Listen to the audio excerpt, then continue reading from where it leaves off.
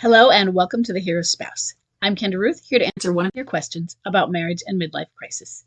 Today we have an anonymous female left behind and forward-moving spouse with a bomb drop of December 31st, 2022 and a date of marriage of 2010. She has a clinging boomerang and she's not familiar with energy level types. She said, "My husband is a recovering alcoholic.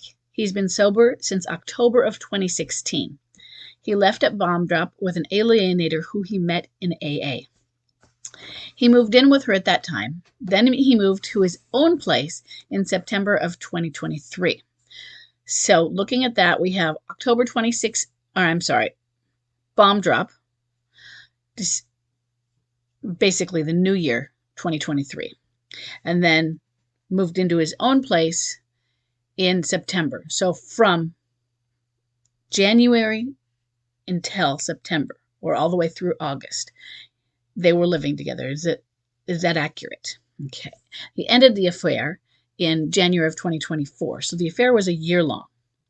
He had remorse and wanted to repair a relationship in February of 2024, but he was very avoidant. This is normal. He's got a lot of guilt and shame. He said, I'm in love with you, but not, I love you, but I'm not in love with you. I will always love you. I know I love you. I don't deserve you. Yeah, that's kind of what I would expect at this point. I have tried to detach, saying, look, you need to work on you, but putting no pressure to repair this. He's shown up well for the kids since January of 2024, and he comes for dinners. He goes to sports games with me. He does other family activities. He does want physical intimacy. How should I handle this? As when he was ready to repair this, it felt right. But now he's helping out at home, but he leaves to go to his place to sleep. And I know he isn't ready to do the work to repair. So honestly, before he wasn't ready, but he wanted to repair. There's a difference between being ready and wanting to do something. He's very stuck and depressed. There's lots of talk about being better off dead. He's in a bad financial state. I'm trying to focus on me, but I feel he keeps calling me for emotional support, and he likes the stress release of physical intimacy. Okay, so first thing, let's look at some positives right here.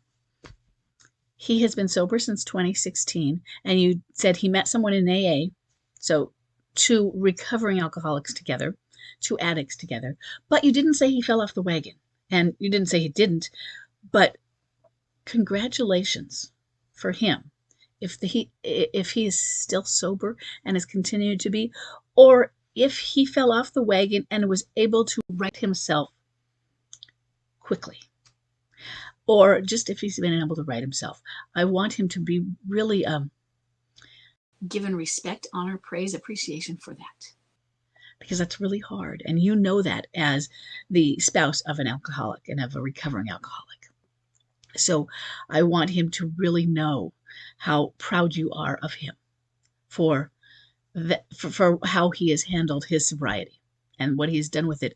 And you know what, hon? Maybe you did fall off. And you know what? You fell into other addictive patterns when you met this person also, because you're an addict.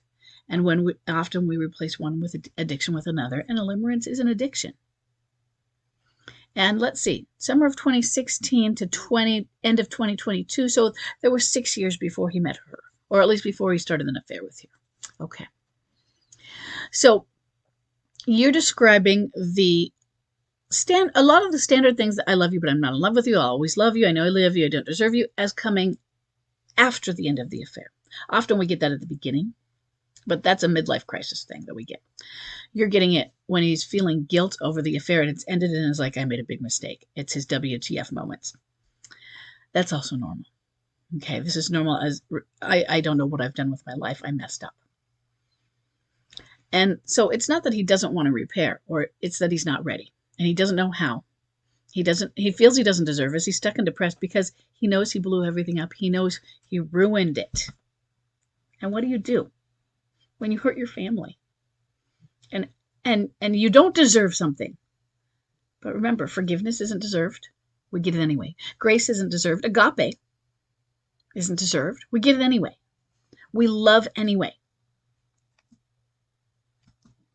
And so what you're going to do is Be there for him. Now, when it comes to physical intimacy, I want you to know what you can handle, okay? I want you to, first, a few things. Is it cake eating? You're not describing cake eating right now, but if it feels that way to you, what can you handle? What can you handle? And if it's too much stress on you, if it's keeping you stuck in attachment and not detached and not healing, then it may not be good for you. But if you are able to put a detachment to it, sounds funny, detachment with physical intimacy, but if you are able to accept that this is a part of stress release, it is part of giving love, it is part of bonding, part of building the positive sides of attachment, of building the attachment hormones together, then it is a great thing. Physical intimacy can be very much just the non-sexual sides of it, the touch, those hormones that are released with touch, with hugging, with massage, those things that go together, the cuddle hormones, just like the hormones that are released as part of mother-infant bonding, same things that go together with pair bonding. So those can be important, but not if they're getting in the way of your healing. So I want you to balance what you can handle, because other than that, I don't advise against physical intimacy. At this stage, if you feel that he is not with her, you feel that he is being monogamous and he's not using you, he's not cake eating, he's not like, this is just a booty call and I just want to use you and I'm not going to give you an exclusive agreement. Now, that doesn't mean you're going to him and saying it has to be exclusive. He might not be ready for a talk. It might be an assumption. But if you asked him, he might be scared. Or, I don't deserve that, so I'm not going to give it to you, even though it's what he wants. The next thing is, though, what about counseling? He wants to repair. Do you notice also, I'm not talking about midlife crisis in any of this. I'm right now treating this as an affair and a fair recovery. So I want you to look up emotionally focused therapy. It is EFT. It was designed specifically for a fair recovery to put the two of you in a safe space in the therapeutic environment where he's going to feel, I don't deserve this. And she's hurt. And how do I hold that fragility without damaging each other when we're going to say tough things? How do I rebuild trust when I feel like I'm already being trusting? He's doing everything that is, he's being trusting now. He's doing everything on the level. But to be worthy of trust is not the same as being trusting. To be worthy of it is you have to be trusting on Monday and Tuesday and Wednesday, every day of the week, every month, repeatedly, over and over and over again for many, many months, year in and year out. And so we need a repetition through time without that breaking. Or when it does break, there is an acknowledgement and an admission. Or even if it doesn't break, but he sees her in the store, he just runs into her. He lets you know. And maybe he doesn't let you know one time and he doesn't think it's a big deal. And you find out about it. And then maybe there's an apology if you find out, oh, I'm sorry, it didn't even cross his radar. But that was a trigger for you then. In the therapeutic environment, you can discuss that. And it's meant to be a safe environment. And emotionally focused therapists are trained for that delicate safety where your emotions are very raw and fragile. Because when you go through this, the betrayed partner becomes really angry with your hurt because it's due to their behavior. And you're not getting over it. So you're just staying mad at them. And they're being good now. So why can't you get over it? And now they're mad at you. So you're just more hurt. Like, you don't get it. Why are you still hurting me? And why aren't you acknowledging? Why can't you be accountable? Well, I'm being nice now. And why do you need to see my phone all the time? Because I'm being trustworthy. Can't you just trust me?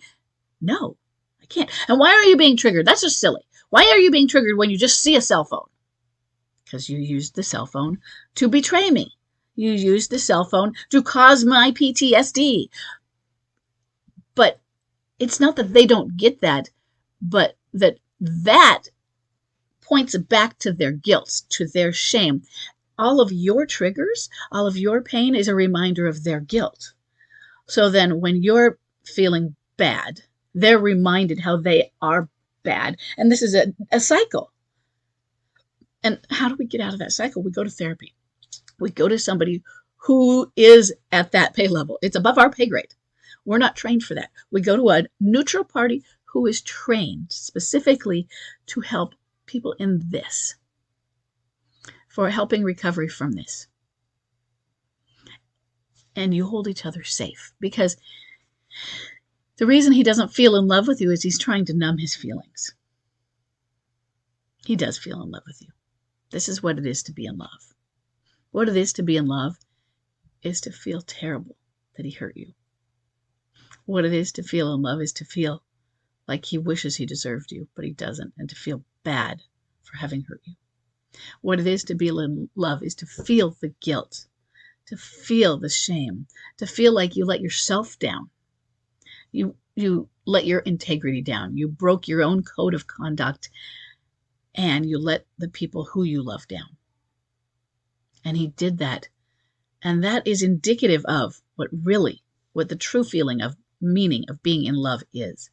Being in love isn't those fireworks hormones. Those feel great, but those are the addictions. And I don't want to knock them. They feel great. And they can be how we get there.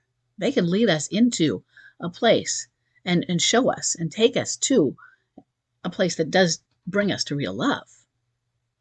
But those are addictions. They can also take us to alienators and bad things. Your job, yes, it is to detach. And it is to give him his space. But it sounds to me like it's not that he wants the space. It's that he doesn't deserve to not have it. And there's a little difference there. And if you pressure him, he's going to want the space, because he doesn't know how to be emotional with you. And that's what emotional focused therapy is for. And there is a book on emotionally focused therapy, Sue Brown, and she is the designer or the creator of emotion focused therapy.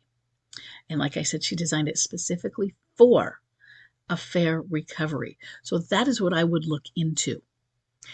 In addition, keep going. Are you going to Al-Anon meetings? Is he sticking with his AA? And is he making sure, and I know this can't always be a guarantee because you can go to any meeting, but are he and she not going to the same AA meetings? Because that would be another important aspect, that they're not together in meetings, that they don't see each other.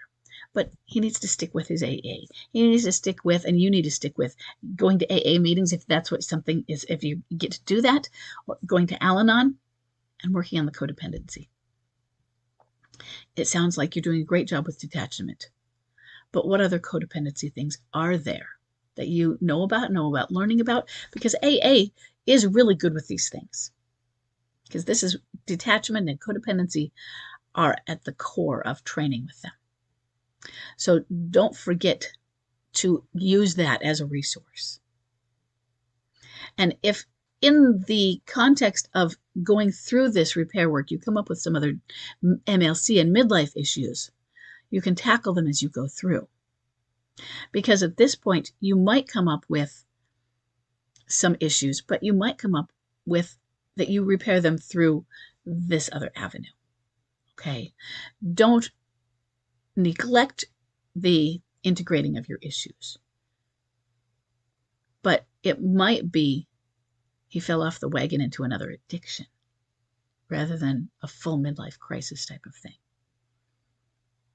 Because I like that he is, I like how he's concerned about you. I like the guilt that he's showing, and that it was afterwards. He needs to learn how to be emotional, and I think the EFT can help with that. I don't know how receptive he is to therapy at this point, but because he is receptive to you with physical intimacy, that is how he shows his emotions, isn't it? He shows his emotions physically. And that's what a feeling is. the physical manifestation of our emotions, how we feel an emotion in our body. We use the word emotion and feeling interchangeably, but emotion and feeling are not direct synonyms, though. I feel angry. And when I feel angry, we probably mean my fists are clenched, maybe. Maybe I feel tight in my stomach. Maybe my muscles might feel tense here. It comes out, the stress comes out in your neck. All sorts of different places for different people. But those are some of the common ones. So physical intimacy can help him. And maybe his love language is touch. So what other things can you do for him to help loosen up his physicality? So maybe some of that is, if you don't feel that you want to cross the intimacy to sexual intimacy boundary anymore, maybe you do, but if you don't, massage. What other kind of touch can you do with him? Can you help him? And this can include talk. Sometimes when I would do it, I would talk with Chuck. And I wasn't having conversations. They weren't, let's have a relationship talk. It was, excuse me, it was more me saying, you can trust me. I would tell him I have healing hands, and you can trust me. I love you, and we are here for each other. I would do things like that. But you could also just have him, if he wants to speak back to you. I did it so that I was just trying to gain and earn trust back to me, because they lose trust in us too. They lose trust because of their own paranoia. And so we were building trust in both ways. So that might be another thing that you can do, is think about what other kinds of physical things you can do with him to help him feel safe.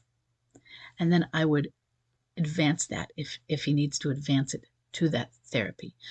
In the meantime, if he won't do therapy, start looking for the EFT. Do that right away. At least start looking if he won't go. If he'll go right away, do that. And as a sideline, I would see if he'll do the massage and that is not go to a masseuse. That is between the two of you. Give him, just while he's sitting watching TV, if he comes over, give him a back rub, things like that. And make it natural, not like, would you like to sit down? Would you like me to, hi, just when you're walking past, give him a tap, give him a rub. Maybe he wants it more formalized. Do you need a massage? And see how some of those things work. Okay? And I hope this helps.